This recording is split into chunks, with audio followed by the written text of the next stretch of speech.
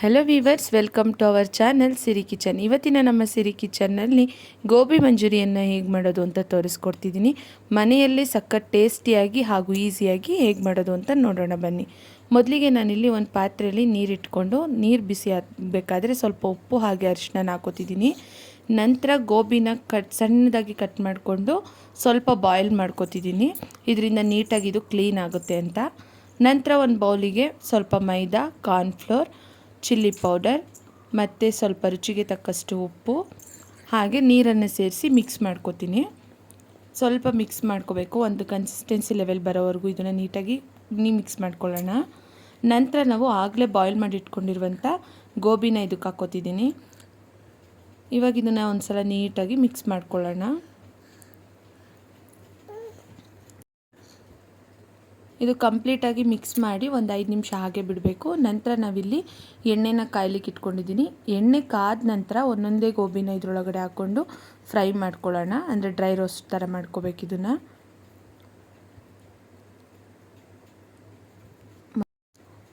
ಹೊರಗಡೆ ಸಿಗೋ ಬದಲು ಈ ಥರ ಮನೆಯಲ್ಲೇ ರುಚಿಯಾಗಿ ಹಾಗೂ ಟೇಸ್ಟಿಯಾಗಿ ನಾವು ನೀಟಾಗಿ ಮಾಡ್ಕೋಬೋದು. ಇನ್ನೇನು ಬೇಸಿಗೆ ಕಾಲ ಬಂತು, ಮಕ್ಕಳೆಲ್ಲ ಮನೆಯಲ್ಲೇ ಇರ್ತಾರೆ. ಹಾಗಾಗಿ ಈ ರೀತಿ ನೀವು ಒಂದು ಸಲ ಮನೇಲಿ ಟ್ರೈ ಮಾಡಿಕೊಟ್ರೆ ಮಕ್ಳಿಗೂ ತುಂಬ ಇಷ್ಟ ಆಗುತ್ತೆ. ನಂತರ ನಾನಿಲ್ಲಿ ಒಂದು ಪ್ಯಾನ್ ಇಟ್ಕೊಂಡು ಸ್ವಲ್ಪ ಎಣ್ಣೆ ಹಾಕೋತಿದ್ದೀನಿ. ನಂತರ ಕರ್ಬೇವಿನ ಸೊಪ್ಪು ಹಾಗೆ ಸಣ್ಣಗೆ ಕಟ್ ಮಾಡಿ ಇಟ್ಕೊಂಡಿರುವಂಥ ಹಸಿಮೆಣ್ಸಿನ್ಕಾಯಿನ ಹಾಕೋತಿದ್ದೀನಿ. ನಂತರ ನಾನು ಇದಕ್ಕೆ ಬೆಳ್ಳುಳ್ಳಿಯನ್ನು ಕೂಡ ಸಣ್ಣಗೆ ಹೆಚ್ಕೊಂಡು ಹಾಕೋತಿದ್ದೀನಿ. ಶುಂಠಿ ಬೆಳ್ಳುಳ್ಳಿ ಪೇಸ್ಟ್ ಕೂಡ ಹಾಕೋಬೋದು, ಇಲ್ಲ ಈ ಥರ ನೀವು ನೀಟಾಗಿ ಸಣ್ಣ ಕಟ್ ಮಾಡಿ ಹಾಕ್ಕೊಂಡ್ರೆ ಚೆನ್ನಾಗಿರುತ್ತೆ. ಈಗ ಇದನ್ನು ಸ್ವಲ್ಪ ಫ್ರೈ ಮಾಡ್ಕೊಳ್ಳೋಣ. ಇದು ಸ್ವಲ್ಪ ಫ್ರೈ ಆದಮೇಲೆ ನಂತರ ಇದಕ್ಕೆ ನಾನು ಈರುಳ್ಳಿನ ಹಾಕೋತಿದ್ದೀನಿ. ಈರುಳ್ಳಿನ ಸಣ್ಣಗೆ ಕಟ್ ಮಾಡಿ ಇಟ್ಕೊಂಡಿದ್ದೀನಿ. ಅದನ್ನು ಹಾಕ್ಕೊಂಡು ಗೋಲ್ಡನ್ ಬ್ರೌನ್ ಬರೋವರೆಗೂ ಇದನ್ನು ಫ್ರೈ ಮಾಡ್ಕೊಳ್ಳೋಣ. ಈಗ ಇದು ಚೆನ್ನಾಗಿ ಫ್ರೈ ಆದಮೇಲೆ ನಾನು ಇದಕ್ಕೆ ಕ್ಯಾಪ್ಸಿಕಮ್ನ ಆ್ಯಡ್ ಮಾಡ್ತಿದ್ದೀನಿ. ಕ್ಯಾಪ್ಸಿಕಮ್ನ ಹಾಕ್ಕೊಂಡು ಸ್ವಲ್ಪ ಫ್ರೈ ಮಾಡ್ಕೋಬೇಕು. ಇದನ್ನು ತುಂಬ ಫ್ರೈ ಮಾಡ್ಕೊಳ್ಳೋದು ಬೇಡ, ಸ್ವಲ್ಪ ಕ್ರಿಸ್ಪಿನೆಸ್ ಇರಲಿ. ಹಾಗಾಗಿ ಇದನ್ನು ಸಾಫ್ಟಾಗಿ ಫ್ರೈ ಮಾಡ್ಕೋಬೇಕು, ತುಂಬ ಬೇಯಿಸಬಾರ್ದು ಇದನ್ನು ಎಣ್ಣೆಲಿ. ಕ್ರಂಚಿಯಾಗಿದ್ದರೆ ಸಖತ್ ಟೇಸ್ಟಿಯಾಗಿರುತ್ತೆ. ನಂತರ ನಾನು ಇದಕ್ಕೆ ಸಾಲ್ಟ್ ಹಾಕೋತಿದ್ದೀನಿ. ನಂತರ ನಾನಿಲ್ಲಿ ಸ್ವಲ್ಪ ಟೊಮೆಟೊ ಸಾಸು ಹಾಗೆ ರೆಡ್ ಚಿಲ್ಲಿ ಸಾಸ್ ಹಾಗೆ ಸ್ವಲ್ಪ ಸೋಯಾ ಸಾಸ್ ಕೂಡ ಹಾಕೋತಿದ್ದೀನಿ. ಈಗ ಇದನ್ನೆಲ್ಲ ಚೆನ್ನಾಗಿ ಒಂದು ಸಲ ಮಿಕ್ಸ್ ಮಾಡ್ಕೊಳ್ಳೋಣ.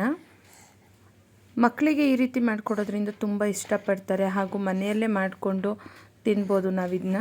ನಂತರ ನಾನು ಇದಕ್ಕಿಲ್ಲಿ 1 ಟೇಬಲ್ ಸ್ಪೂನಷ್ಟು ಕಾರ್ನ್ಫ್ಲೋರ್ನ ತೊಗೊಂಡು ಅದನ್ನ ನೀರಲ್ಲಿ ಮಿಕ್ಸ್ ಮಾಡಿಕೊಂಡು ಸ್ವಲ್ಪ ಇಲ್ಲಿ ಹಾಕ್ತಿದ್ದೀನಿ. ಸಾಸ್ ರೀತಿ ಗ್ರೇವಿ ರೀತಿ ಆಗಬೇಕಲ್ಲ, ಹಾಗಾಗಿ ಅದನ್ನು ಹಾಕ್ತಿದ್ದೀನಿ.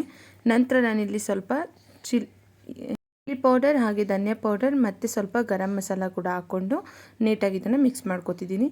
ನಂತರ ನಾವು ಆಗಲೇ ಫ್ರೈ ಮಾಡಿ ಇಟ್ಕೊಂಡಿರುವಂಥ ಗೋಬಿನ ನಾನಿಲ್ಲಿ ಮಿಕ್ಸ್ ಮಾಡ್ಕೋತಿದ್ದೀನಿ. ಈಗ ನೋಡಿ ಕಂಪ್ಲೀಟಾಗಿ ರೆಡಿಯಾಗಿದೆ. ಮೇಲೆ ಸ್ವಲ್ಪ ಕೊತ್ತಂಬರಿ ಸೊಪ್ಪನ್ನ ಹಾಕಿ ನಾವು ಸರ್ವಿಂಗ್ ಬೌಲ್ಗೆ ಶಿಫ್ಟ್ ಮಾಡ್ಕೊಳ್ಳೋದು.